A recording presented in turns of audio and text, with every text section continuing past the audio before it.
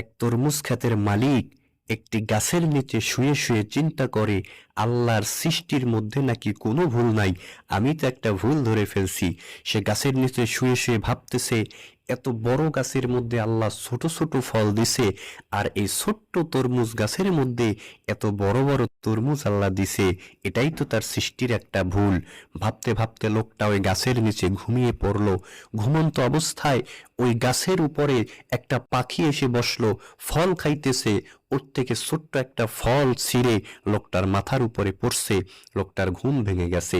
ঘুম থেকে জেগে লোকটা ভাবতেছে, আমার চিন্তার মধ্যে ভুল, আল্লাহর সৃষ্টিতে কোনো ভুল নাই।